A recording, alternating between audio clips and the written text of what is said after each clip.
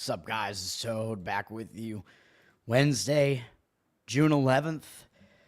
Yesterday on the show, 3-3. Even though I gave out 7 plays, I am so stupid that I thought the NBA game was going to be last night, and it is tonight. So I will talk about it briefly again, but if you want to see my full NBA analysis for Game 3, go watch yesterday's show. It was right at the beginning of the show.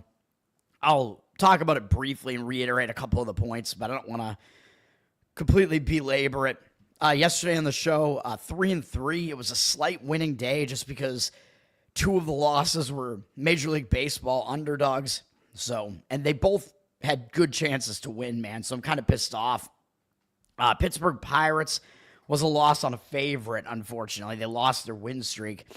They lost 3-2. I mean, the thing that was completely unexpected to me was Alcantara actually pitched really well in the game, and that was the whole difference in the game. So very unfortunate on that one. Philadelphia, first 5 inning, got there, even though Abel wasn't really as good as I thought he was going to be. Ray wasn't very good either. Philly had the lead, I think 3-2 at the end of the 5th inning. They had to come back, actually. I think they were down 2-1, maybe 2-0, I don't even know, but they were able to get that done, and then they wound up losing the game. So that's one of the ones where the first 5 inning works out nicely, and it feels good. Washington, they had the first 5 inning lead, so a first 5 inning bet, which I said you could do that on the show, that won. And of course, Washington's bullpen has to let me down yet again, man. I mean, they had a 2-run lead going into the bottom of the 8th inning. It looked like it was good to go. Washington, with their bullpen, it's like never safe. And they gave the lead up, and then they lost in extra innings. I just hate it, man. Because I think that was absolutely the right side to be on in that game. Getting an underdog price like that with Washington. Wish that I made it first 5 innings, though, because Gore was pretty good again.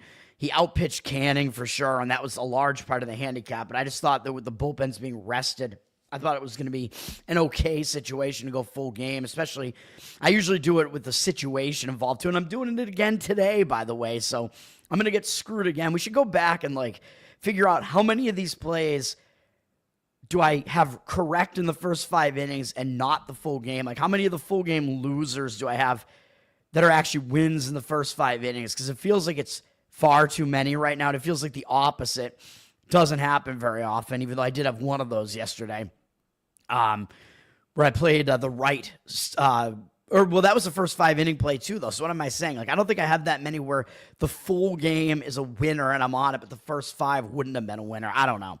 And then the A's didn't get there either, as Soriano was out of his mind yesterday. I mean, that was, again, 2 pitchers did way better than expected yesterday, and that ended 2 of my bets. I mean, Soriano, 12 strikeouts, 1 run allowed at home, and that is not what you would expect. And the A's still had the lead. And a first 5 inning would have pushed because it was a 0-0 game through the first 5. The A's took a 1-run lead in the 6th inning, and it looked like, okay, maybe they'll be able to do this. Either way, I mean, they wound up losing 2-1. I think that was still the right side as far as grabbing them as the underdog. The White Sox and Houston under happened, even though McCullers wasn't even particularly good in the game. He wasn't really, and that still went under. Bullpens did well. That game was an under. That was a nice win. And then I did have a win on the WNBA game with the Atlanta Dream. Pretty easy win. They won by 20-something points, so that was a good one as well. Let's move on to today, baby. We'll talk about the NBA game again real briefly. I gave out a play in this game yesterday on the show.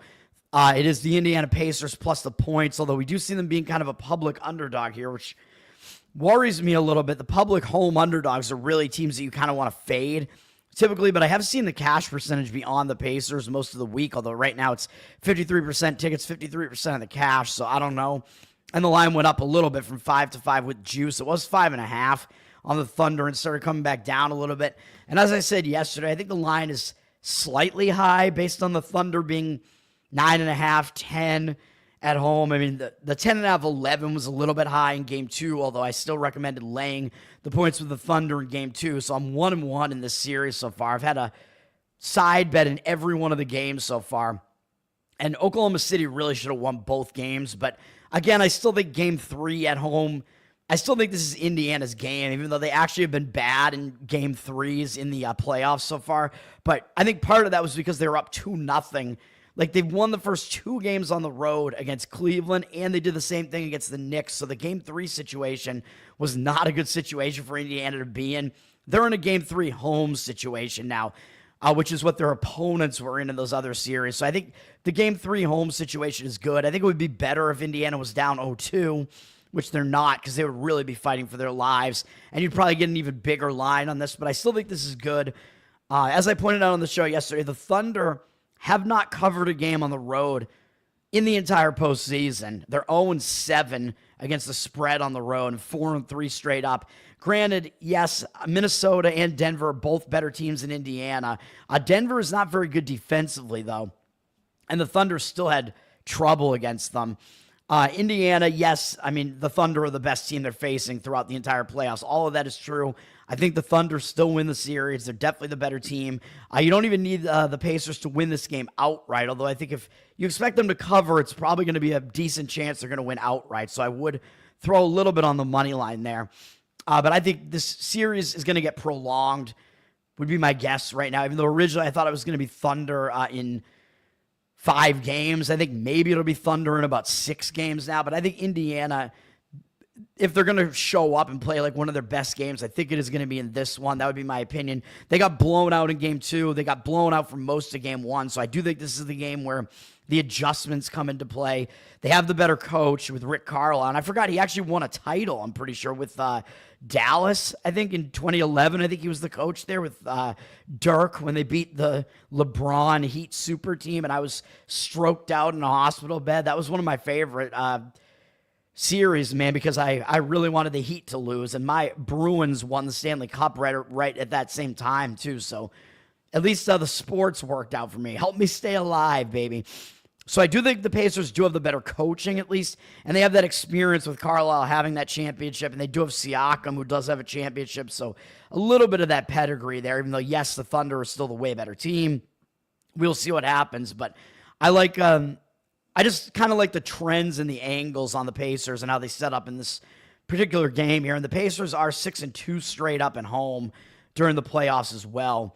But I know that there are some, if you look at some of the historical trends, 1-1, like final series specifically, if a team is a home I think if a team is at home in Game 3 in a 1-1 series in the finals, it's like very like 50-50. But I don't know. You have to look at each series as an individual case, though, as well. So, and I do think that when the team is a home underdog, they actually don't tend to do that well, really. I think they're only like 5-9 against the spread or something in NBA Finals. But again, I think it's a little bit of a different situation here, and I'm going with what I think is a bit of a zigzag here. It will likely be the only play that I'll recommend on the Pacers in the entire series. So that is my recommendation on that one. Again, go watch my video yesterday. I think I gave a little bit more detail. David, thanks for hanging out, man. Good seeing the regulars coming back, man. WNBA, I'm not going to have a play in any of these WNBA games today. But first game up is LA and Las Vegas. And I actually think both of these teams are kind of in bounce back spots. Las Vegas is coming off an embarrassing loss where they lost by almost 30 points at this new Golden State team. Golden State somehow actually has 4 wins on the season, which I think is their inaugural season. Go figure. I don't know, but that was a road game. Vegas was still like a double-digit favorite in that game, and they lost. Crazy that they lost that, but I do think they're going to bounce back and win this game. But will they cover? I don't know. It is kind of a revenge spot for LA, though, because LA did lose to Las Vegas in Vegas by 15 not that long ago. So Vegas may take them a little bit lightly, although maybe less so coming off that really bad game that Vegas just had. I think they might take their opponent less lightly because I think they took Golden State lightly, and Vegas had a terrible game. It was one of the worst shooting games that you'll ever see. They're definitely going to shoot better in this game, but LA also just lost to Golden State, which was a little bit less of an upset, but still, it was a game that I gave out on the show, actually. I took a loss on that one on the show. So that was a little bit less of an upset, but still it was an upset. LA, I mean, they're coming in off that upset, but they played 2 days ago as well. So Vegas does have the rest So I do kind of think Vegas is probably more the way to look here, although the line's down from 11.5 to 10. But I just think they're coming off a more embarrassing loss. They are the better team, even though you look at these teams' records, and the records don't really tell the whole story. Vegas only being 4-3, they are a better team than that. They just have like some of these role players that they have are kind of adjusting to the system because they do have some new players there, but they're like top 3 players are all the same from last year. Vegas is also 2-0 on this floor at home, although they almost lost their home opener to Washington. So we will see. Oh, thank you, David. Hopefully I get more listeners, man. Hopefully people like, subscribe, send the show to all your friends and whatever. Yeah, hopefully we get some traction here, man, because this is what I like to do. I focus my autism on this. Dallas at Phoenix, and this is a situation, man, where I keep saying Phoenix, they're not as good as their record looks. They have been pretty good at home, 5-2, and they have been beating up on a lot of the bad teams. And, of course, Dallas is one of the bad teams.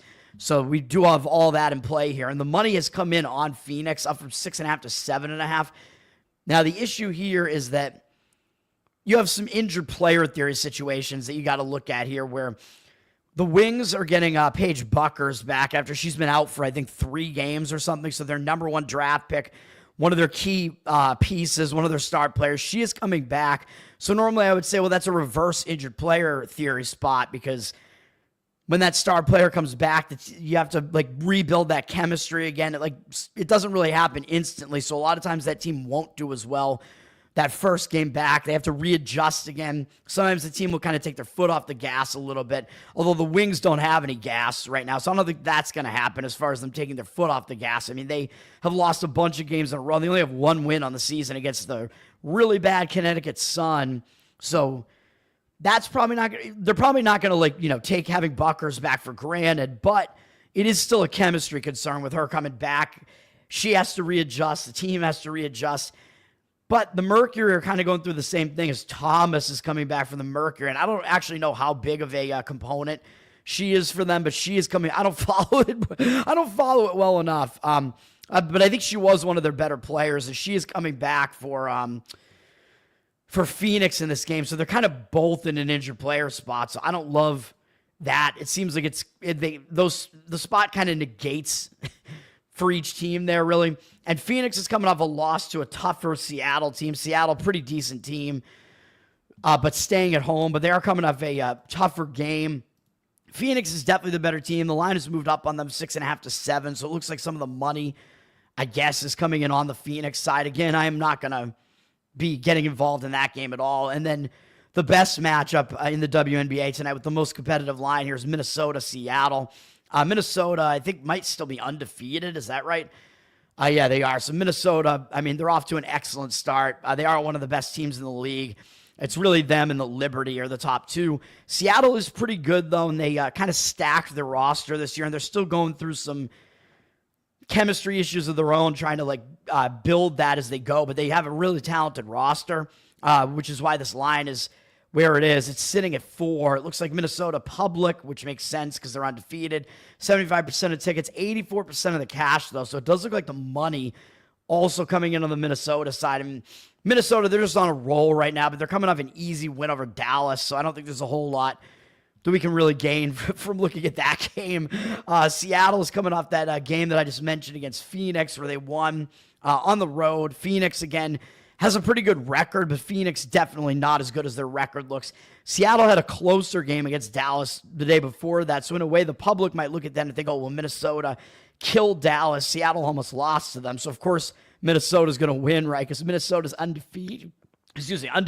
So in a way, yeah, Minnesota's going to be the public team here.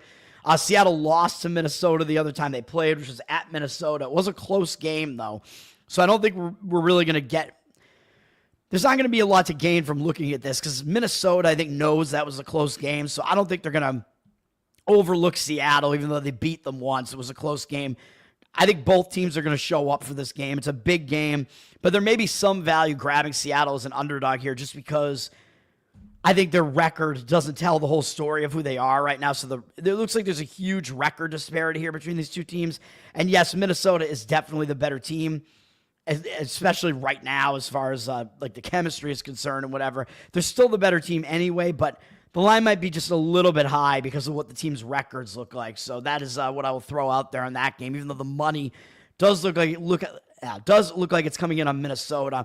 Let's go to MLB. I'm only going to have 2 MLB plays here today, man. I don't like this MLB board at all. It's starting at 12:35 Eastern with Miami and Pittsburgh because this is getaway day, man, on Wednesday. Some of these teams are headed for travel, not playing tomorrow. Miami and Pittsburgh, I believe they've split the first 2 of the series. So this is the rubber match. There's kind of a lot going on here, man. Cal Quantrill is pitching for Miami. He has not been good. 5.63 ERA, 1.49 whip. Coming off a decent start, but it was at home against Colorado. He's had a couple of decent starts in a row, but San Francisco, I mean, their offense hasn't been good either, so I don't know if we can really say that he's all of a sudden really good. He's also been worse on the road with a 6.75, road ERA, which is not good. And his numbers are not good against the Pirates, as bad as their offense is. He's allowed a 304 average, 762 OPS, in 56 at-bats against their hitters. So that's also not good. So it does not look like Quantrill is really in line for a good one here. He is definitely the worst of the 2 starters, with Bailey Falter pitching for the Pittsburgh Pirates. He has not been bad. 3.49 ERA, 1.12 whip. That's all good. He's been a little bit better at home, too, with a 3.12 ERA. So the splits are looking pretty good. It's just, I'm a little bit concerned about Falter, man, because his last 3 starts, I wouldn't consider to be that good. I mean, his last start, nobody would consider to be very good. He only went 3 2/3, gave up 4 earned runs. It was against Philadelphia. They're a good offense, but not a good start. 2 strikeouts, 2 walks, also not good. But what concerns me is he only had 2 strikeouts total over the previous 2 starts as well. So his strikeout rate right now is very, very bad. Not that he's never, I mean, he's not a strikeout pitcher, but still, that is an extremely low strikeout rate. Having more walks than strikeouts over the last 3 starts, that doesn't inspire that much confidence. He does have good numbers against Miami, though. In 37 at-bats, only 6 hits, 162 average, 443 OPS. So I would have to give the nod to Pittsburgh still here. They're down from -150 to -147. They have 88% of tickets, 89% of the cash. Hilarious seeing Pittsburgh as a public team, man, even with the loss yesterday. They were public yesterday, too, and I still went with them. This time I'll stay away. I mean, I think this line is a bit high. It's kind of ridiculous to lay a price like this on Pittsburgh. Both bullpens suck, though, and I think Miami's bullpen is actually a little bit worse. In yesterday's game, I actually don't even know what the bullpen usage was, though. Let's take a look. I know Alcantara actually did well. The bullpen usage was actually more on the Miami side. They used some of their better relievers to finish the game off. So I think the bullpen situation is also in favor of Pittsburgh. So I give Pittsburgh, the edge here. And the offenses are both terrible. So Pittsburgh would be the lean if I was going to play that game. I don't quite want to do it. I don't love how public they look. I worry about Falter's current form. But other than that, it looks like the splits line up. The matchup numbers line up. So Pittsburgh is the lean there. Cubs, Philadelphia. This looks like it's going to be a good game, man, this afternoon in Philly. As I mentioned, Philly lost yesterday, so these 2 teams have split the first 2 games as well. The Cubs' bullpen has been improving throughout the season. The Phillies' bullpen has not, so the Cubs do have the better bullpen right now. They used a little bit more of their bullpen yesterday, though, to get that game out of the way yesterday. The Phillies' bullpen, as I mentioned, basically imploded yesterday and didn't do well. So I don't like either bullpen really coming into this particular game here. So if I was going to make a play on this, I would kind of start focusing on the starting pitching. Ben Brown is pitching for the Cubs. His numbers look awful, 5.37 ERA, 1.43 whip. But as I mentioned, I played the under in his last game against Detroit, and that was a nice, easy winner. I mentioned Ben Brown, I don't think he's anywhere near as bad as his numbers look. If you look at the fact that in May he had a 40-5 strikeout walk ratio, and he's continuing that with 7 strikeouts in his last outing, had 9 the outing before that. Total, those 2 starts amounted to a 16-2 strikeout walk ratio in 13 innings. He only allowed 8 hits and 2 earned runs combined. So he's in good form right now over those last couple of starts. So I think Brown is actually not a bad pitcher. He definitely has the ability to blow major league hitters away. His home road splits are fairly insignificant. And against Philly, though, that's where the issue kind of comes in, is Philly has actually hit him pretty well. It's a small sample size, but they're 8 for 16 off him, 500 average, 1,000 OPS with 0 extra base hits as well, though. But they have hit him okay in the past. But I wouldn't take that much away from that small sample size. I think Brown is in good form right now. I expect him to do okay in the game. Luzardo, I don't know what's going on with him, man. As he went from having some of the best numbers in the majors to having horrendous looking numbers in 2 starts, 4.46 ERA, 1.44 whip now, entirely because his last 2 starts were unbelievably bad. Probably the worst 2 of his entire career, back-to-back in his last 2 starts. The 12-run performance against Milwaukee in 3 1/3, just insane. And then he did not bounce back against Toronto and only went 2 1/3 and gave up 8 more runs. There's something wrong with Luzardo right now, man. So I don't think I can trust him. His ERA went from 2.15 to 4.46 in 2 starts that amounted to 5 2/3 innings. I mean, you almost never see that. And his strikeout walk ratio wasn't good in those 2 starts, 6-5.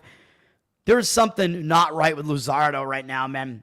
He's actually been worse at home, too, with a 4.89 ERA, although a lot of it is because that 1 start against Milwaukee was at home. But I don't trust him right now, but his numbers are good against the Cubs for the most part. 84 at-bats. He's held to a 155 average, which is very low, but 20-12 strikeout walk ratio. That is a lot of walks, and it's still, even with those walks, it's a pretty low 499 OPS. So Luzardo has done well against the Cubs.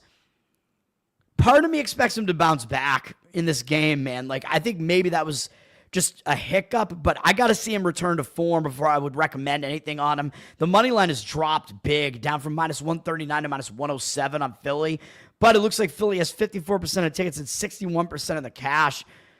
So, I mean, the public, I think, would be pretty much split on this game and kind of just gravitate towards whichever team is the underdog because they just like that both of these teams could score for the most part.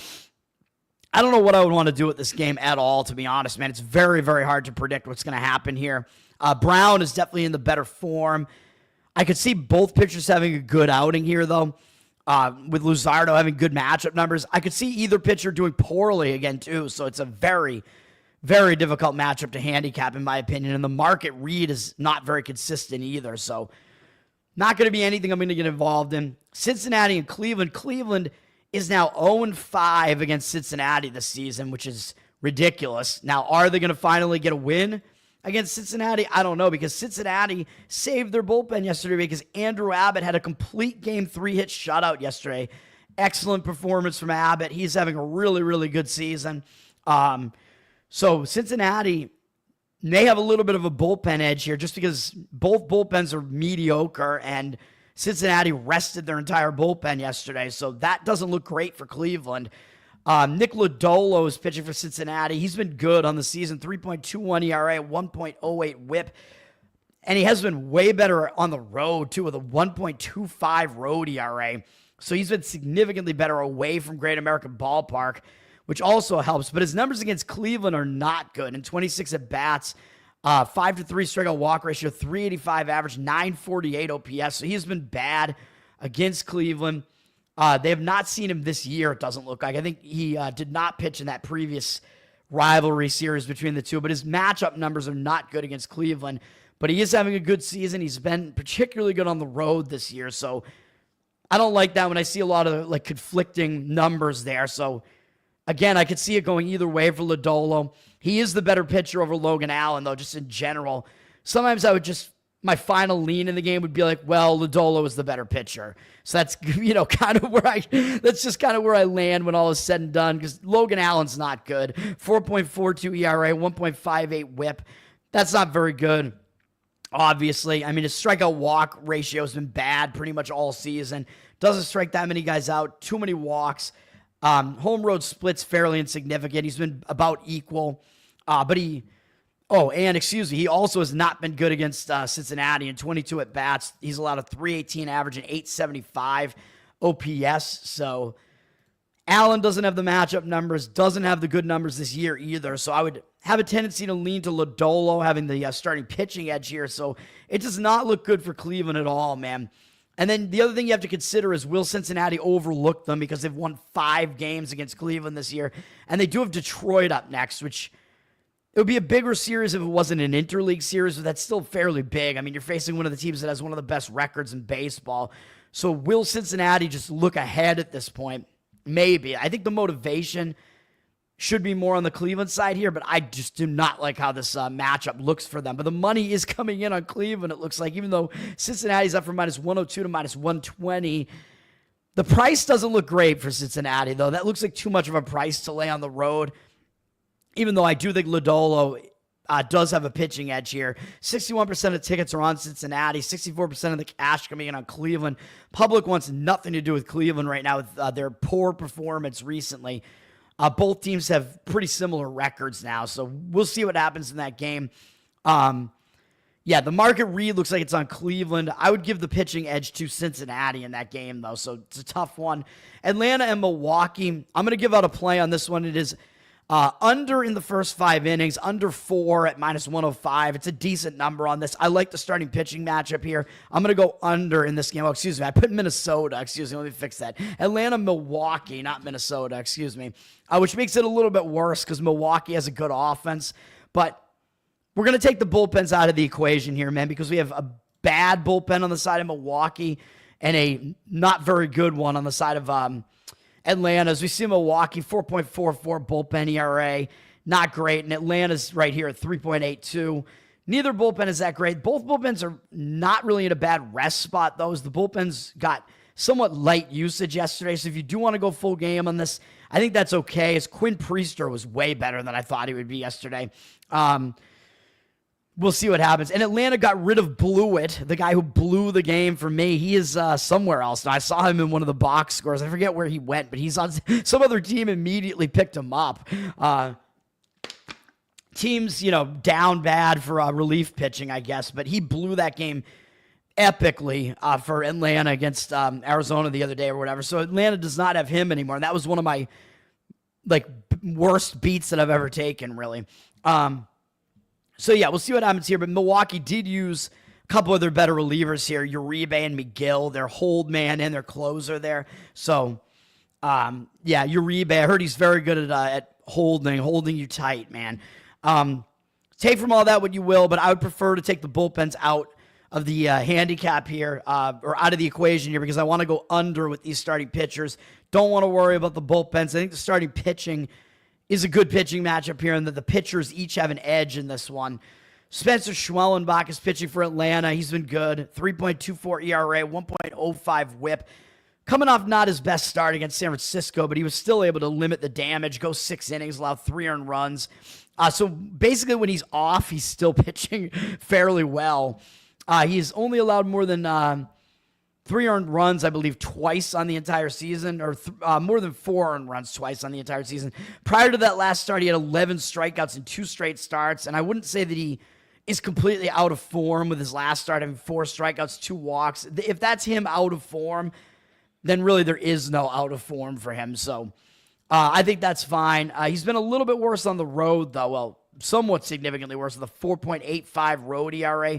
So that worries me a little bit, but what kind of negates that for me is the fact that Milwaukee has never seen him before. And when you have a good young pitcher like Schwellenbach, when an opposing offense has to face him for the first time, a lot of times they will struggle to figure that pitcher out. And we know that this guy can compete and strike out major league batters at a really high rate. So I think Schwellenbach does have the extra edge here with the fact that the opposing lineup hasn't even seen him before. And we get the same edge on the other side with Chad Patrick, as the Braves have never seen him before. He's in his rookie season. He's doing pretty well, man. He's been impressive. 2.84 ERA, 1.21 whip is a little bit higher than I would like, but he's pitching well. I mean, his strikeout numbers the last 4 outings are pretty good. 7-6, 6-6, 6-6-6. That's not good. But he's been good. He hasn't allowed more than 3 earned runs in any start the entire season, which is good. Granted, in a couple of those starts recently, he didn't make it 5 innings, being a little bit inefficient. You'd like to see his walk number be a little bit better, but in May, it was a 35-7 strikeout walk ratio, so that's not even bad. A lot of his walks came earlier when maybe he had some nervousness in his first couple of starts there. His walk numbers have pretty much gone down, even though he did walk 3 in his last start. He's still K'd 6 at 6-inning, 1-run performance at home against a pretty good San Diego lineup. So I like Chad Patrick. He's doing well, and he has the splits in his favor here. 2.25 ERA at home. He's been good at home, and again, the Braves have never seen him before. We're going to go under in the first 5 innings here in this one. I don't hate the under full game either. I just don't trust the bullpens, especially Milwaukee's. Total is down from 8.5 to 8, basically, both juiced to the under. 58% of tickets on the under, but 96% of the cash on the under. So I do think the money is coming in the under here. It looks like the money is also coming in on Atlanta, up from -130 to -143. 61% of tickets, 75% of the cash coming in on Atlanta, which kind of tells me that bettors are expecting Wnba to have a good performance here and just, be at his usual, really good self. So that, if that's the case, that also helps the under. I think Chad Patrick is actually being overlooked, though.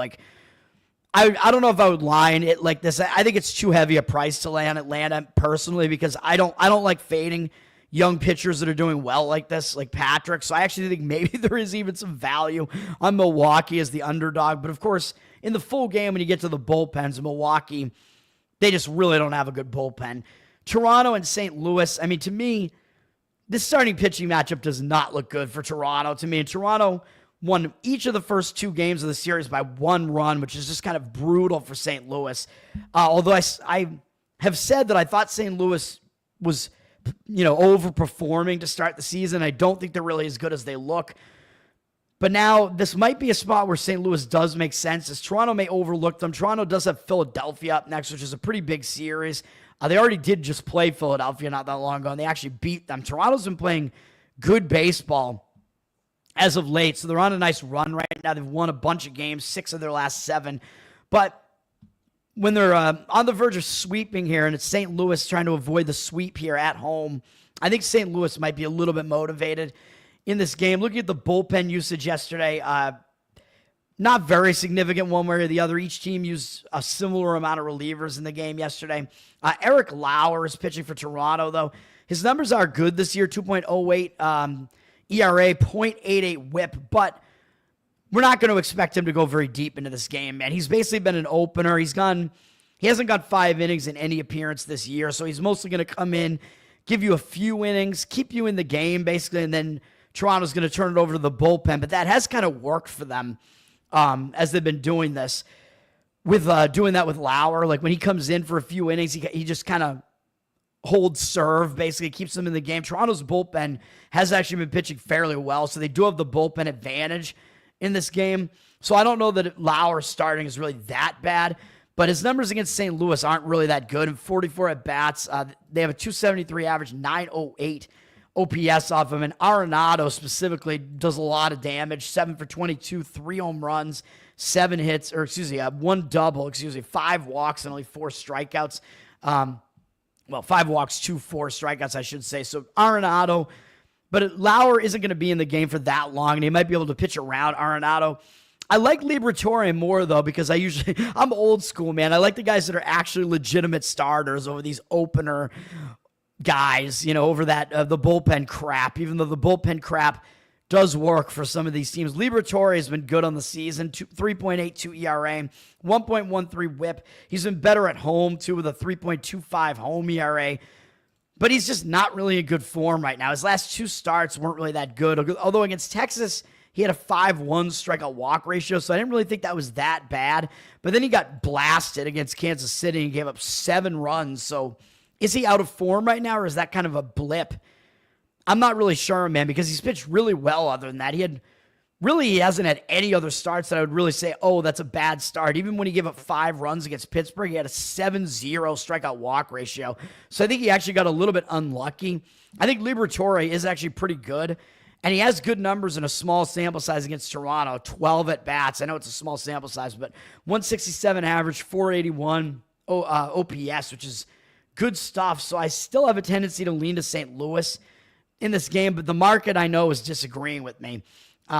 St. Louis is very public. They're up from -130, -131, 72% of tickets and only 63% of the cash. So the public is on St. Louis, and it looks like less of the money is on them. So I'm not going to do that. I'm going to stay away from this one too. even though St. Louis is really good at home, even with the 2 losses here, they're 22-13 at home. So they have been better at home, even though I do think they're starting to regress a little bit here. The Blue Jays are definitely the hotter team right now, which it kind of surprises me that St. Louis would still be public with the Blue Jays being the hotter team right now. But again, do with that information what you want. Andrew, that's right. That's the new saying there. Hire me, yes, please. Let's get me some work, baby. I'm down to work. Maybe I'll be a hooker or something. I'll be a gigolo. Seattle at Arizona. Arizona is on the verge of a sweep here. Arizona's been putting up offensive numbers in this one. They got 8 runs in the first game, 10 in the second game. They're on the verge of sweeping Seattle. So in a way, I don't love the spot for Arizona because they might overlook Seattle with the fact that they've already won the series and they got a big divisional matchup against San Diego starting on Friday. So Arizona has a big divisional weekend series. So it's not the greatest spot for Arizona. Looking at the bullpen scenario here, we know Seattle has the better bullpen, even though it didn't show up in the series so far. It hasn't shown up, and it really didn't show up yesterday. But Seattle, I mean, both bullpens are actually pretty much saved right now. Neither team used really any of their higher leverage relief arms, although Arizona does have the worst bullpen overall. As you can see, they're in that very bottom tier. Those lowest, the worst 4 bullpens are significantly worse than the rest, and Arizona is amongst them, so that's not good. Seattle's bullpen has been struggling, though. I mean, they have had a decent bullpen for a while, but their bullpen really sliding. 4.02 bullpen ERA for them. So I don't love either bullpen really necessarily in this one, even though Arizona's is worse. I do like Brian Wu. He's definitely a good pitcher for Seattle. 3.07 ERA, 0.96 whip, although he has at least shown that he's human over the last few starts. He's allowed a few runs in each of them, but he's still not really pitching poorly. But Seattle's lost his last 3 starts. But still, he is Brian Wu. He's pretty good. He's a little bit worse on the road with a 3.45 ERA, which is still really good, but he's slightly better. He's slightly easier to hit on the road. And actually, the Diamondbacks, when they've seen him, have actually done well against him. Small sample size, 20 at-bats, but he only has a 1-to-1 strikeout-walk ratio against him. 350 average is what they have off of an 881 OPS. So the D-backs, they do have a good lineup, and they actually have been successful against Wu. They're one of the few lineups that has done well against him. But if you just, you go in a vacuum and you look at the starting pitchers, which that can get you in trouble if you do that in the MLB, but I do kind of use that as like part of the entire handicap where I look at this and I just say, Brian Wu is obviously the better pitcher over Erod, Eduardo Rodriguez. So that is still at least part of this here. If there are like conflicting things going on, like I said a little while ago, that's where I tend to I use it as kind of like a deciding factor, like a last factor to consider. Eduardo Rodriguez has not been good though for the Diamondbacks. 6.7 ERA, 1.65 WHIP. He was a good pitcher not too long ago, but it's been rough for him the last few years, man. I think he came back from injury and he just has not turned it around, although he's been, I don't even want to say he's been okay. I mean, he was okay in his last start at Great American Ballpark, which is a tough park to play in. He did go 5 innings, didn't walk anybody, 2 earned runs, 3 strikeouts. It was a decent performance from him. I'm still not ready to say he's that good, though, and he's a little bit worse on the road, but his home road splits are very similar to each other. And his numbers against Seattle, even though Seattle is not that great an offensive team, Seattle has rocked him in 68 at-bats. They have a 353 average, 1,002 OPS, 16-7 strikeout walk ratio is not really that terrific either. He strikes out a lot of guys. He walks a lot of guys. So I think you do still have to give the edge to Wu. I think Arizona, it's a bad spot for them. They could be looking ahead. I still think Seattle does have the better bullpen. So I would lean to Seattle in this game, but the market is totally disagreeing with that. For some reason, the market has flipped Arizona from a plus 100 dog to a minus 112 favorite. The public is coming in on Seattle, and I don't know if it's maybe just because they see that Wu's ERA is way better than Erod's, and maybe that's part of the reason why. I really don't understand it. Or maybe the public is just looking at the fact that Arizona doesn't have a good record, but still the team's records are almost equal now because Arizona had a really bad May. And Arizona does have one of the better offenses still, at least. So I don't know what's going on with the public sentiment all over Seattle here, but they have 77% of tickets, only 71% of the cash. And when you have a public road underdog like that and the money seems to be moving completely against them, you do not want to be on that public road underdog, man. So I will stay away, and that total is high, too, the total. I haven't talked that much about the totals today, just the play that I gave out, but that total is high at 9, which is because it's at Arizona. It's a very hitter-friendly park.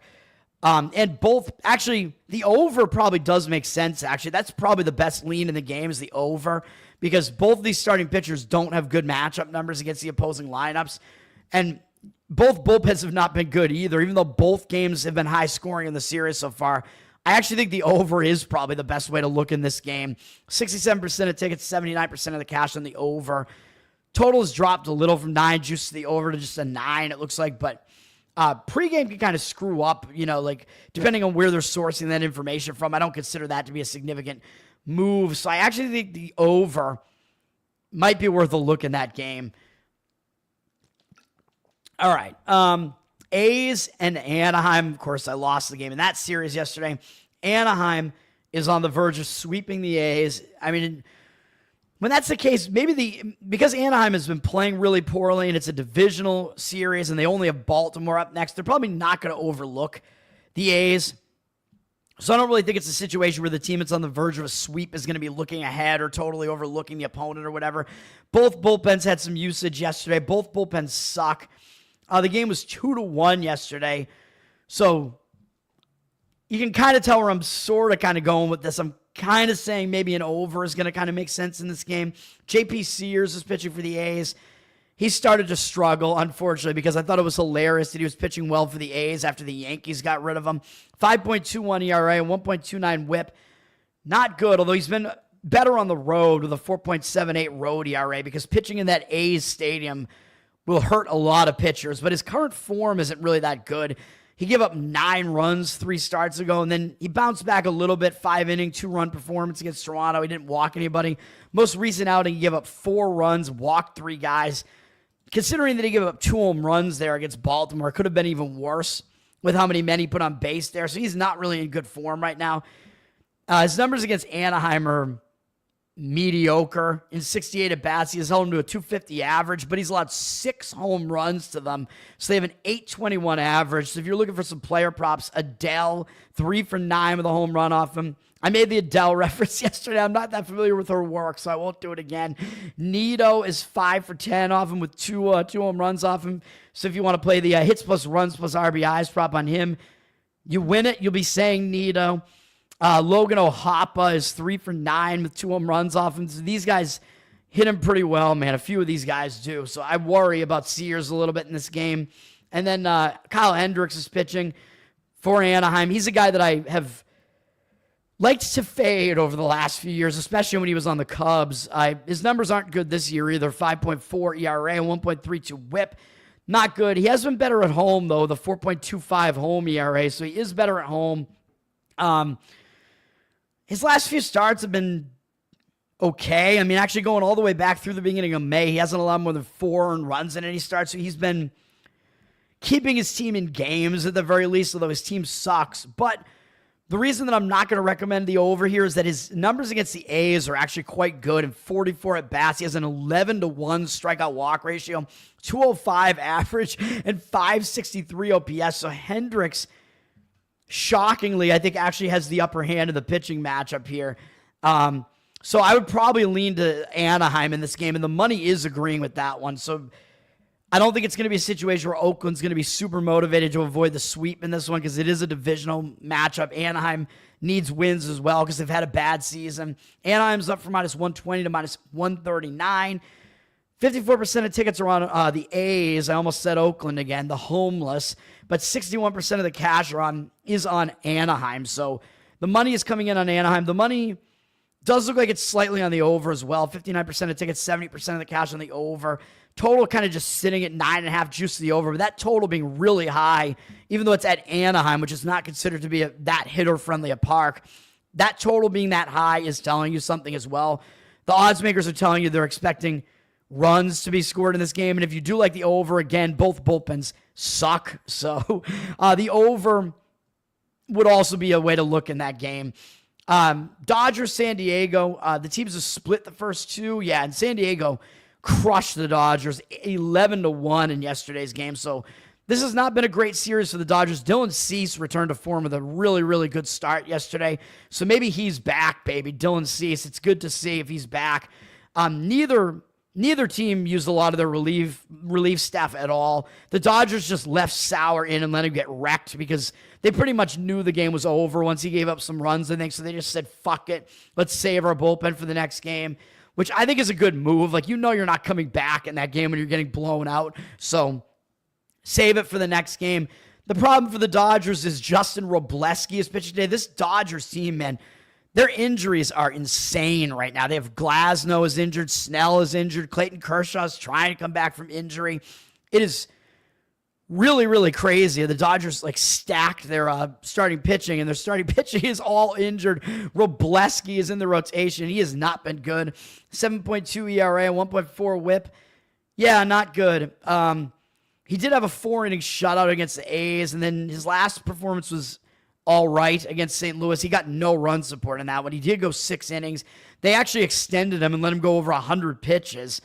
Gave up 4 runs, 5 strikeouts, 3 walks. The fact that they're extending him does mean they have some trust in him, though. And he has been, however, he has been pretty bad on the road, I should say, with a 9.82 road ERA, although it's a very small sample size. And San Diego has never seen him before, but he's not at the point where you could trust him. His numbers just haven't been good. So I don't think you could trust Robleski at all. Randy Vasquez is pitching for San Diego. He is a guy who's easier to handicap in that at least you kind of know what he is, but in a way you kind of don't know what he is because he's got a 3.69 ERA, which is nice, but a 1.45 WHIP is not nice. He walks too many guys, and that's still been the case after he had a stretch where he had some good starts there in May, man, with a 22-8 strikeout walk ratio, 2.89 ERA in that month. But he's kind of regressed in June so far. In 2 starts, he has 7 walks, 5 strikeouts. That's not good. 4 earned runs allowed in 8 innings. Hasn't gone 5 innings in either start, even though his team won both games. He didn't give up any runs against Milwaukee, but he was teetering on the edge as he walked 4 guys. He threw too many pitches. So Vasquez, he walks too many guys, man. I mean, that's his issue. It is continuing. His home road splits are not really that significant. He's a little bit better at home, though, if you want to take that into account. 3.42 ERA at home. And this really surprised me, though, because Vasquez has been on San Diego for a bit. The Dodgers' current lineup, they've never faced him, which kind of surprised me. So both lineups have never seen the opposing pitchers before. So, yeah, I mean, you could argue that's a little bit of an edge to each starting pitcher, but in a matchup like this, I really don't think that is the case. And actually, we got to look at this differently now because it looks like maybe that's wrong because I think pregame actually is more up to date here. Now it looks like Ben Kasparius is listed as the Dodgers starting pitcher. I think what this might mean is that the Dodgers are going with a bullpen game in this one because they saved their bullpen yesterday, so that might have been part of the reason why, because they kind of didn't know what they were going to do in this game. Let me look at Kasparius here. Where's he at? Here he is. What's this guy got for numbers here? 2.93 ERA, 1 WHIP. Yeah, so I think it's probably he's going to be an opener, and then Robleski is going to come in. So I think what we're going to see is Kasparius is going to pitch 1 inning, and then Robleski is going to come in and probably go 4 or 5 in relief, which the Dodgers did that yesterday. They used an opener approach yesterday. The opener approach, it really pisses me off as far as if you think a certain pitcher is going to start, but then they become a follower in that game instead. It's your handicap still basically should apply, but when you bet this, I usually like to bet these listed starters must start because that's how you kind of keep yourself safe because the starting pitching is a huge part of the handicap. So you do want to specify starting pitchers must start, but then if that starter still pitches a majority of the game, but they just start in the 2nd inning instead of the 1st, you don't want your bet to be null and void, especially if you still win if you're still right about the play, but your bet becomes nullified, becomes a push if you do that because that guy didn't start. But it is still the safer way because if there's a starting pitcher change that completely throws the handicap off, you don't want that to happen. But I think we know what's going to happen here. Kasparius will pitch an inning, and then Robleski will come in and pitch 4 innings or so would be my guess in this one. Kasparius against San Diego, they basically haven't seen him either. Iglesias is 0 for 1 off him. Basically nothing else going on there. And he's been actually a lot better on the road with a 1.77 road ERA, but he's only going to pitch one inning most likely. So not a lot going on as far as the handicap is there. We do have two pitching staffs basically that have not been seen before by the opposing hitters. So you're going to get a lot of unfamiliarity in the pitchers here coming into this game. But does that mean that we like the under? I don't really. I mean, the total is high. It's at 9.5 for a reason. It's flipped from 9.5 juice to the under to 9.5 juice to the over. We do see 93% of tickets on the over, though, because the public, they're always going to play overs in Dodgers-Padres games like this. 70% of the tickets on the over, so the cash percentage looks like it's indicating kind of towards the under. The line, like I said, did flip towards the over, though, but that might have been like an early move to try to get a better number on the under.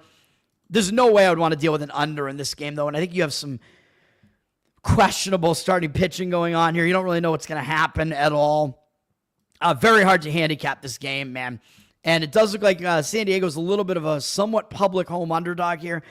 53% of tickets, 59% of the cash on them. So they do have the cash percentage with the Dodgers, despite going with a bullpen game, are still a road favorite, up from minus 125 to minus 140, which seems really crazy. Odds makers are telling you the Dodgers are the better team, but San Diego has the better bullpen, and the Dodgers, they have the better offense, but I don't think it's by that much. So that line does look a little bit crazy to me. So I really don't think, I think you're paying a tax for the Dodgers, man. I don't think there's really much value in the Dodgers side there. So I'd probably agree with that cash percentage on the home underdog in San Diego. And they're not that public, I guess, 53% of the tickets. So I'm trying to wrap my head around this game, but I'm not going to recommend a play on it. My final play I will recommend is on Baltimore. Full game, money line, minus 120. Let's just go with it, even though I know Baltimore's bullpen sucks. They are at least not in the threshold of the worst four, but they are kind of on an island here. Actually, not really. 4.79 compared to Miami's 4.67. No, so there is a big gap between Baltimore and the actual bottom four here. Baltimore's bullpen does suck, 4.79 ERA, but they're not quite as bad as those other ones. We'll leave them in here and hope that the starting pitching gets us into a situation where the bullpen usage winds up being more on the side of Detroit, because Detroit's coming into this game having used a lot of their bullpen yesterday, so this is going to be part of the handicap. The reason why I like the full game here is because Detroit used a lot of their better relievers yesterday. They had like a bullpen game. Basically, Gibson Long, who's been in their starting rotation, did get them a lot of innings, but they still used some of their better relievers to finish the game off and beat the Orioles. So I actually am fine. Oh, that's where Blewett is. He's on the Orioles, and we don't have to worry about him because he pitched yesterday, and he actually did well yesterday, though. So Orioles, I think their bullpen is in an okay spot coming into this game. I think it's actually maybe in a little bit of a better spot than Detroit's is, even though Detroit does have a significantly better bullpen. But you got to factor in the bullpen usage as well. And the other fact here is that Baltimore, I like the full game here because Baltimore is in a spot that's typically a good spot where they return from the West Coast, and in that first game they lost. And when that happens, usually you get a much better performance out of that team in the second game, because that return home spot, as I always say, is usually a little bit difficult. You have a bad game there. You tend to be a little bit distracted because you're getting back to family life. You have stuff you have to do. And then if you lose that game, you're already settled back in now. You know you lost that first game. You tend to be a lot more focused in the next game. So I think this is a better spot for Baltimore. And I like the starting pitching matchup for Baltimore, man. Casey Mize, people are going to look at this and think, hey, he's got a 2.91 ERA, right? He's good. 1.22 whip isn't that bad either. I've been telling you that Mize is going to regress for quite a while, man, and it's starting to happen. He also is not as good on the road. He has a really good home ERA, but his road ERA, 3.90. I know that's not bad, but he has been worse on the road. This is going to be his third straight road start, his fifth road start in the last 6 starts. Baltimore did just see him, and he did well against them that time. 5 1/3, gave him 1 earned run, 5 strikeouts, no walks in Detroit. But I think because Baltimore just saw him, and he did well, although he's a little bit shaky with the hits, a little bit too hittable with 8 hits there. I think that Baltimore will do better the next time out, because a lot of times when a lineup saw that pitcher not that long ago, even though that was in late April, they kind of know what that pitcher's going to throw at them, and they do better the next time out. And I think Mize has slipped out of form here, man. He has not gone 5 innings in either of his last 2 starts against bad lineups, too, in Kansas City and the White Sox. That's not a good sign. He had a combined 7-6 strikeout walk ratio. That's not a good sign.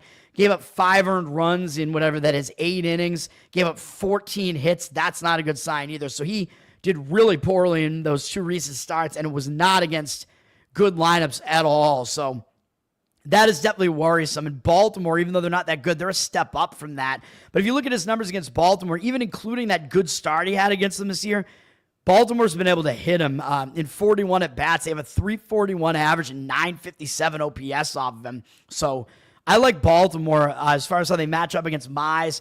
O'Hearn specifically is really good against him, 6 for 11 with 2 home runs and a walk. So again, hits plus runs plus RBIs potential in that one. Zach Eflin is pitching for Baltimore, and as bad as Baltimore's starting pitching is, Eflin is one of their better starters. He had a delayed start to the season due to injury, but he has been fairly good. Even if people are going to look at this and say, well, Mize has a 2-something ERA and Eflin's is 4-something. Detroit's the way better team, right? Because Detroit has the better record here. So again, the odds makers know what they're doing, man. So I think the public's going to look at this and think, how am I getting Detroit as an underdog when they have a really good record? Baltimore's record still sucks. Baltimore's the favorite here, and their pitcher has an ERA that's like 2 runs higher than Detroit's starting pitcher. The public isn't going to understand it. They're going to think that there's value taking Detroit, but I'm telling you, the odds makers know what they're doing. They know that Mize is actually not that good, and they know that Eflin is actually fairly good. I mean, if you dig deeper, Eflin has the better whip, 1.12 whip. So I think he's been getting a little bit unlucky, and he's been in good form over the last 2 starts with 13 strikeouts, 1 walk. He had a 7-inning shutout against the White Sox. So, by the way, a common opponent there. And I think people won't even dig that deep. He dominated the White Sox right around the same time that Mize had a terrible start against the White Sox. So, I think Eflin is definitely the better pitcher. Did well in his next start as well. Allowed 3 runs against the Mariners, but still went 6 innings, 7 strikeouts, no walks. That's pretty good. Over the last 13 innings, he's only allowed 12 hits, 3 runs total. 13-1 strikeout walk ratio. So Eflin, I believe him to be in good form right now. Overall, his stats are pretty good on the season. I mean, 31-6 strikeout walk ratio. His strikeout rate is not that high, but he doesn't walk a lot of guys. He's just got to be a little bit less hittable. And yes, I do worry a little bit that he has a 5.4 home ERA, but his sample size is smaller than a lot of the other teams. Really, he just had, I mean, he had 1 really bad start. That's basically why his home ERA is terrible. He got rocked. He gave up 4 home runs against Washington at home. That is skewing his home numbers. So I'm not as worried about that because his other home starts are actually pretty good. Against Boston, he did pretty well. He got no run support. And then his home start most recently against the White Sox was good. So I'm not really ready to say, oh, he just sucks at home. And against Detroit, he actually has really impressive numbers in 62 at-bats, 12-2 strikeout walk ratio, 210 average allowed, and 525 OPS. So Eflin has the better matchup numbers. I like it, man. Better matchup numbers. I think he's the better starting pitcher. We get the better spot for Baltimore. Worry a little bit about their bullpen, but I'm going to do it anyway. Full game, Baltimore. Ride it. Let's go. I think the market's agreeing with it. They're up from -110 to -120, 51% of the cash on them, 76% of tickets on the side of Detroit. I told you Detroit was going to be public because everybody, the recreational bettors, they don't dig deep into these games the way that you need to, the way that I am doing.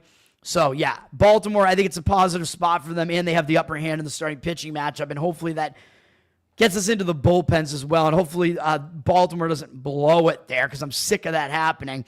Now that I said that, it's going to happen, of course, but we'll go Baltimore. I think it's a situation to go full game.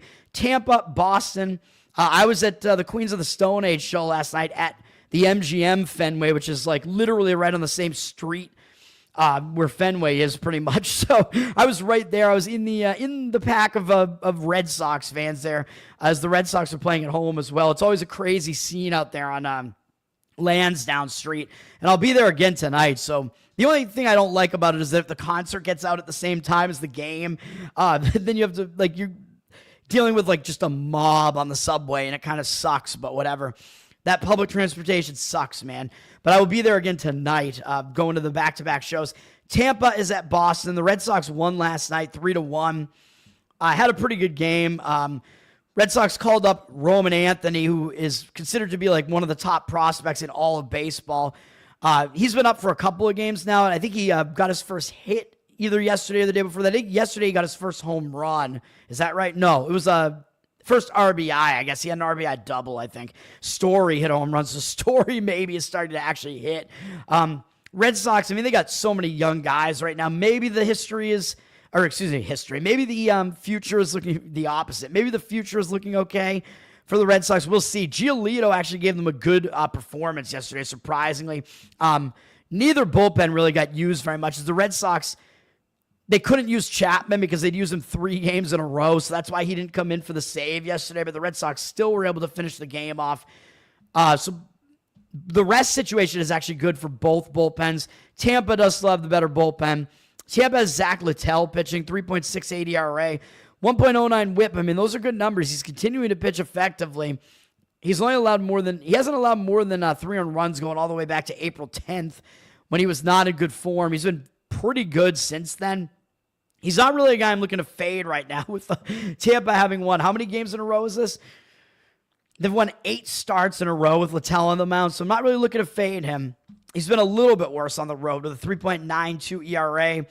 He's been good against the Red Sox for the most part in 52 at-bats, 16-4 strikeout walk ratio, 231 average, 766 OPS. Is a little bit high because he has allowed 3 home runs to them to Devers, Duran, and Hamilton.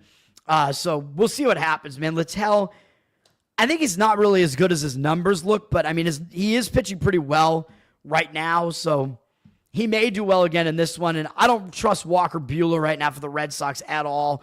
I told you this wasn't a good pickup, and I think I'm right. 5.18 ERA, 1.44 whip. He is not doing well. He has been better at home, though, significantly, with a 3.16 home ERA, which is like 4 runs better than it is on the road. So he has been better at home. He has been good against the Rays in 19 at-bats, 158 average, 554 OPS. So Buehler does have the better matchup numbers here, but Buehler has been in awful form recently, man. He's coming off giving up 7 runs to the Yankees. I know it's the Yankees. It's a good lineup. Gave up 5 runs the start before that against Atlanta. He's not doing well. So, I don't know. Basically, since he got thrown out of that game against the Mets, he hasn't really done well. I don't know if that threw off his schedule or maybe he's just not good because I don't think he is good. So, what are we going to get in this game?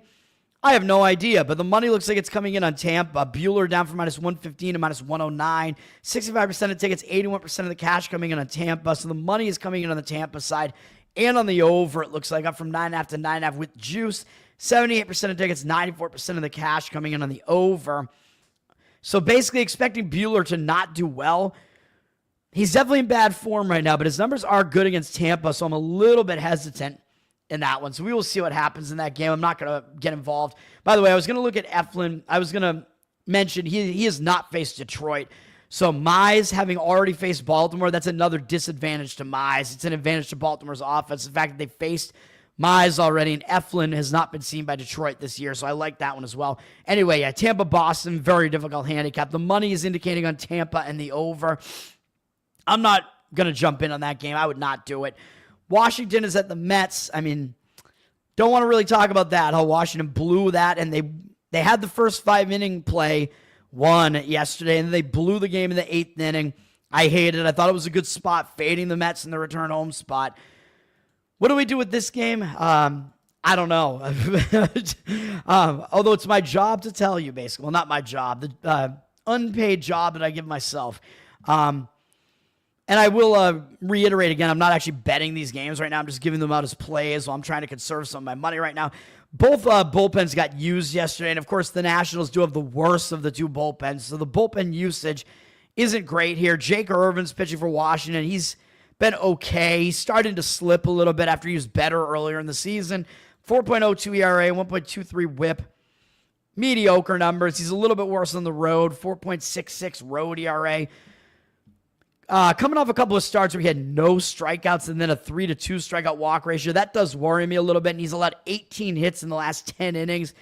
That worries me, although it was against 2 good teams, Arizona and Chicago Cubs. They can both hit, but I am worried that Irvin is not in good form right now. Against the Mets, he has pretty good numbers, though, in 67 at-bats, 224 average, 631 OPS, so he has been pretty good against them. He did well against the Mets back on April 25th. 7 1/3 inning, 1-run performance. Nice start from Wnba back then when he was in form, but it doesn't mean the Mets have seen him this year. But he does have good numbers against them in the past. David Peterson is pitching for the Mets, and both starting pitchers have been seen by the opposing lineups, I'm pretty sure, right? No, actually, I'm wrong. Excuse me. I thought he had pitched against Washington already. So Peterson is not pitching against Washington so far. Excuse me. And Peterson, it pains me to say he is in good form right now. Even against the Dodgers, he had a good start there. 6 strikeouts, 2 walks, 7 innings, 3 earned runs. That's not bad, especially against a good lineup like that. 2 of his last 3 starts have been good starts against the Dodgers. Had a pretty good start against the Yankees, even though he walked 4 guys. It was still, a pretty acceptable start there, even though he was walking too many guys. And that's the whole thing. This guy, he walks too many guys, but he's got a 2.8 ERA and 1.26 whip is too high, but his ground ball rate is extreme. He gets a lot of ground balls, and that gets him out of trouble, man. And he consistently is able to keep the runs off the board. So it's almost like you can't fade him. He's only given up 3 earned runs twice this entire season, and once was that most recent one against the Dodgers. So he's given up 2 or fewer in every other start this year, which is just crazy.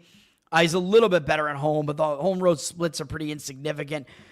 Decent numbers against Washington at 83 at-bats, 265 average, allowed 667 OPS. So I just don't think you can fade Peterson here. Irvin was seen already by Washington, by the Mets. So it looks like the Mets have the advantage here, but of course, I don't think you're getting any value, but the money has come in on them a little bit. They're up from minus 225 to minus 258, 84% of tickets, 91% of the cash on them.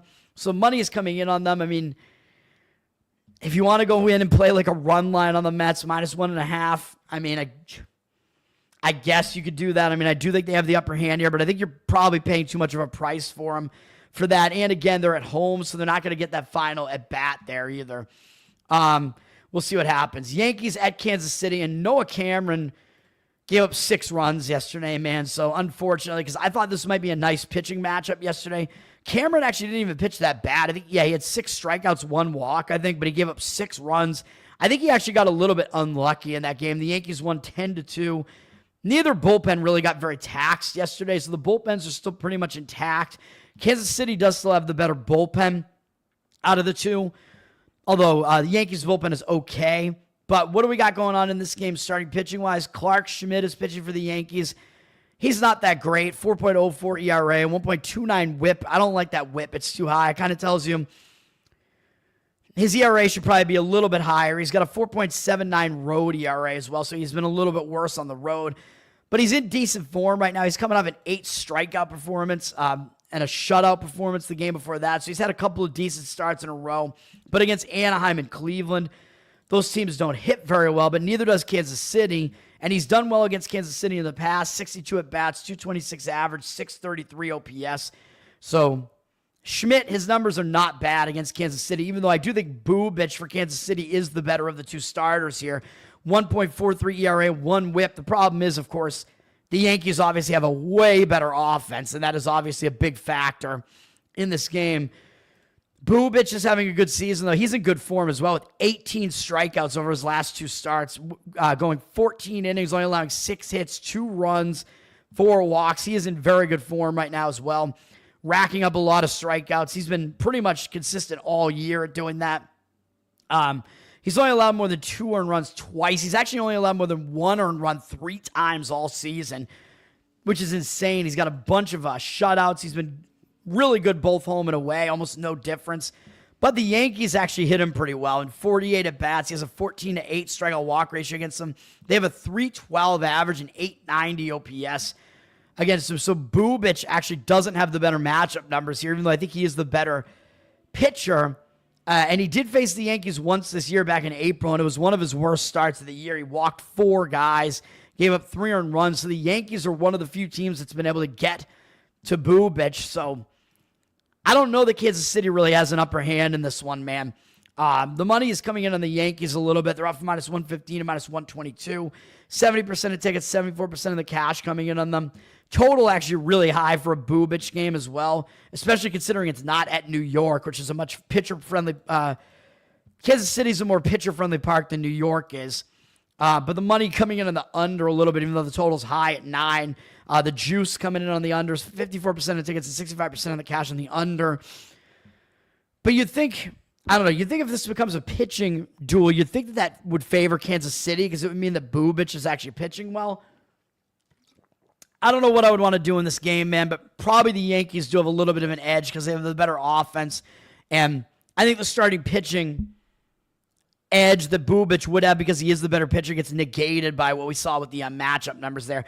Texas and Minnesota. I mean, they didn't know who their starting pitcher was going to be yesterday, and they got rocked yesterday. 16-4 by a Texas team that cannot even really hit.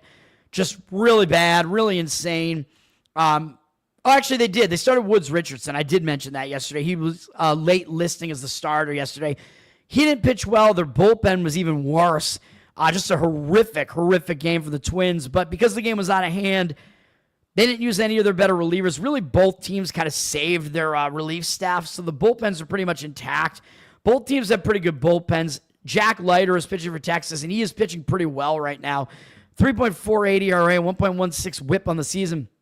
Good numbers on the season, even though he had some shaky parts of the season. His last few starts have been good, not allowing more than 2 earned runs in any of his last 3, although he's been inefficient pitching-wise, and he hasn't gone more than 5 2/3 in any of them, but he has been effective at keeping the runs off the board. Last 2 starts, he has a 12-3 strikeout walk ratio and only allowed 6 hits in 10 2/3 and only gave up 1 run, and it was a solo home run against Tampa in that hitter-friendly Steinbrenner field there in Tampa or in Florida. So Leiter is in pretty good form right now, in my opinion, and Minnesota's never seen him before. So I think Leiter, again, a young pitcher like this, is in good form. Having not been seen before by a lineup that's pretty weak, I think that is a pretty good sign for Leiter. So I think he does have an edge in that regard in this game. David Festa is going to be starting for the Twins. We don't know what we're going to get out of him, man. He's a young guy that they expect to be good at some point. Hasn't happened yet. 5.4 ERA, 1.5 whip.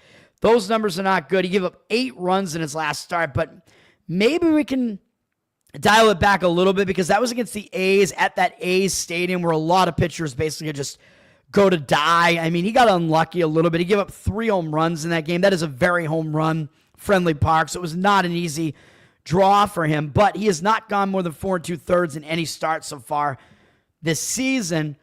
Although overall, I mean, his strikeout rate is really high, actually, well above 1 an inning, so he's got to keep the hits down, but he hasn't a lot of home run other than that one A's game. So that A's game is definitely skewing his numbers a bit.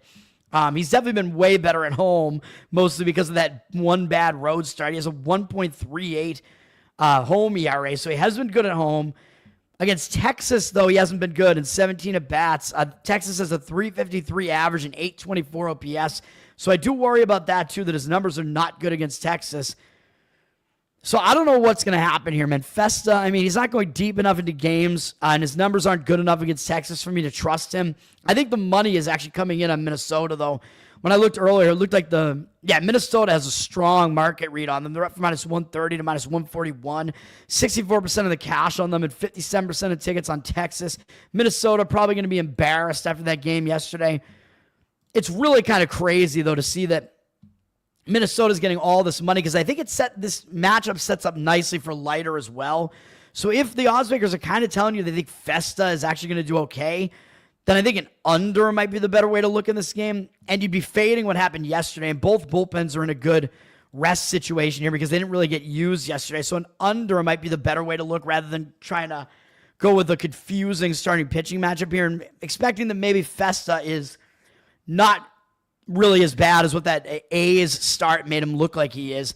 The total's flipped from 8.5 juice to the over to 8.5 juice to the under. 50% of tickets on the under, but 93% of the cash on the under. So I would probably prefer the under in that game rather than anything else. Arcade, what's up, man? Thanks for hanging out. That's right. What's WPWW? I'm not sure. I don't know. What is going on? I don't even know, man. What is up? I like the W's. I want some wins, man. White Sox, Houston. I came in on the under in that series yesterday, and that was one of the wins that I gave out on the show yesterday. Don't think I would really want to do the same here with Sean Burke on the mound for the White Sox. He's been okay. 4.03 ERA is not bad, especially for a rookie, but a 1.39 whip. He's putting too many guys on base, but he's actually been good over his last 2 starts, including one against Detroit, where he went 7 innings, allowing 2 earned runs. So Burke pitching pretty well. Actually, really 3 starts in a row. We had 6, 6, and 5 strikeouts. Even with the 3 walks in that one performance, he went at least 6 innings in all of them. 19 innings pitched over the last 3 starts, only allowing 5 earned runs total. 17 to 5 strikeout walk ratio over those 3. That's not that bad. So Burke is actually pitching a little bit better as of late. He's been a little bit worse on the road, though, with a 4.45 road ERA. But Houston has never seen him before, and Houston's offense isn't really that good this year. The White Sox actually won the game yesterday, hilariously. So Burke may actually be in line to have another good start here. I mean, he's in good form right now, and Houston has never seen him before, so I think that's actually maybe an advantage to Burke. Gusto is pitching for the Astros, and he has not been solid. 4.78 ERA, 1.64 whip. That's not good. Has not gone more than 4 innings, going all the way back to April 23rd. That's not a good sign. I mean, I know he was like an opener for a while, so you're probably not going to get that many innings out of him.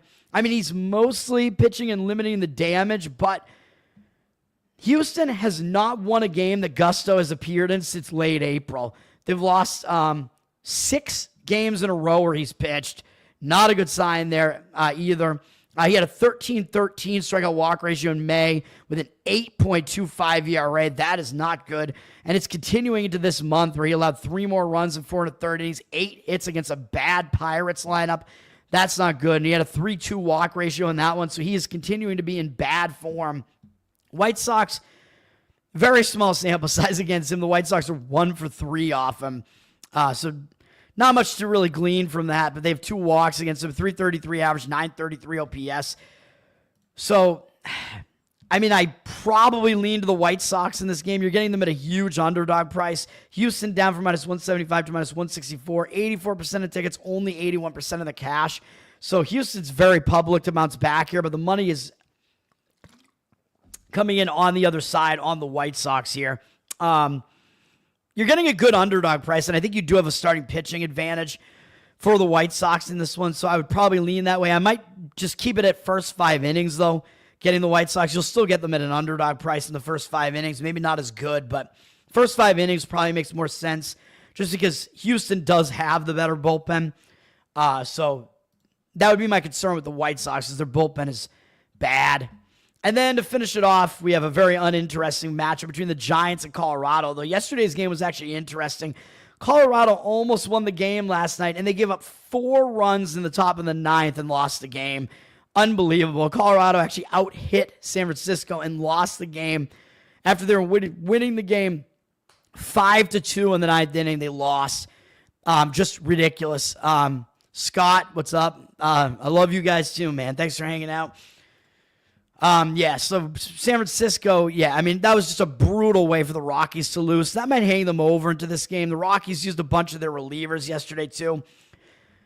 So now we have a less rested Rockies bullpen against a San Francisco bullpen that's already way better than theirs is. Obviously, San Francisco has a big advantage here. Robbie Ray is on the mound. He's pitching pretty well for them. 2.44 ERA, 1.07 whip. I keep saying he can't possibly be as good as this, but he's had at least 7 strikeouts in 5 straight starts now. And actually, going back 2 starts further than that, 6 of the last 8. I mean, it's ridiculous. San Francisco's won all but 2 of his starts.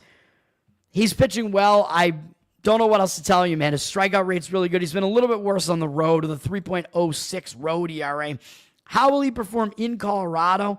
I don't know. He did face them once already, but it was in San Francisco. Had a good outing in that one, too. Colorado's offense is really bad, but pitching in Colorado is a little bit more difficult, obviously, because balls sail out of that park. But in general, he has been pretty good against Colorado, 33 at-bats, 212 average, 623 OPS, but 14 strikeouts and 7 walks. That walk number is really high, but 5 of them are Arcias, so maybe there's not a whole lot you can take away from that. Ray, the whole question is he going to be good in Coors Field? Because he has been good overall this year. He's in good form. Pitching against a bad lineup. but he's in a bad pitching park. He's in a very hitter-friendly park, obviously. Kyle Freeland is pitching for Colorado, and he's been one of their better pitchers, really. 5.19 ERA, 1.54 whip. I know those numbers are still bad. Coming off a nice shutout performance against Miami, but it was not in Coors Field. 4 strikeouts, no walks. 4 strikeouts, no walks in each of his last 2 starts, but they were both on the road. So that's really the problem is, yeah, Freeland has actually been pitching fairly decently recently. I like that. But he's been way worse at Coors Field, man. A 7.71 ERA in this stadium, so it's been bad for him pitching in this stadium, so that's not good. And his numbers against San Francisco are not good. In a big 110 at-bat sample size, they have a lot of extra base hits off him. 18-11 strikeout walk ratio. Those 6 walks are Flores. 300 average, 909 OPS. So his numbers are not good against San Francisco. Fitzgerald is 3 for 5 with 2 home runs off him. Flores, 11 for 40 with 3 doubles, a home run, 5 RBIs, 6 walks, 4 strikeouts. And Yastrzemski, Yaz, son of my boy Yaz from the Red Sox, 9 for 21 off him lifetime with 2 doubles, a triple, a home run, 5 RBIs, 2 walks, and 3 strikeouts. So those guys do a lot of damage. And Ramos, 3 for 9 with a triple and a home run off him, a couple of strikeouts. So those 4 guys that I just mentioned, if you want to go for player prop potential, those 4 guys all hit Freeland really well. So obviously, we still have a big advantage on the San Francisco side here. They have the better starting pitcher, the better of the matchup. I mean, a lot of things in favor of San Francisco, yet the money is coming in against them. They're down from minus 225 to minus 195 now. 89% of tickets, only 79% of the cash. So you do have a public road favorite in San Francisco, and the money coming in against them. So I don't love it. I don't know what I want to do with this game, man. But, I mean, even though I think San Francisco has the big edge here, I'm just going to I'm going to stay away from that game. And the totals drop from 10.5 to 10. Obviously, you always get a huge total in Coors Field. 69% of tickets on the over, but only 55% of the cash on the over, because we know San Francisco, they play tons and tons of unders, man. And yesterday's game would have gone under too if they didn't have that 4-run outburst in the 9th inning. So San Francisco has been an under machine.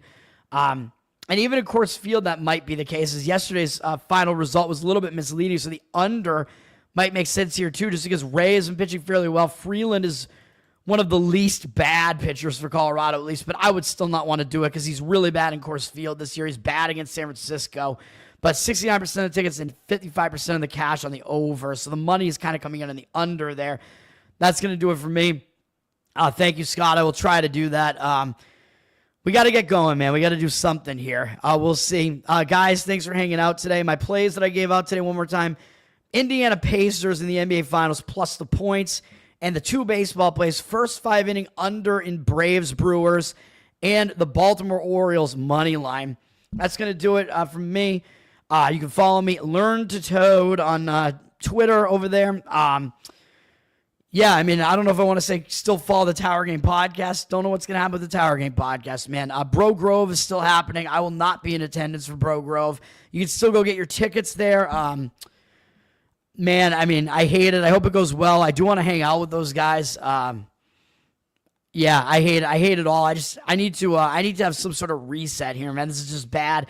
But yeah, you can get your tickets for that, brogrove.com, I think, so still go do that.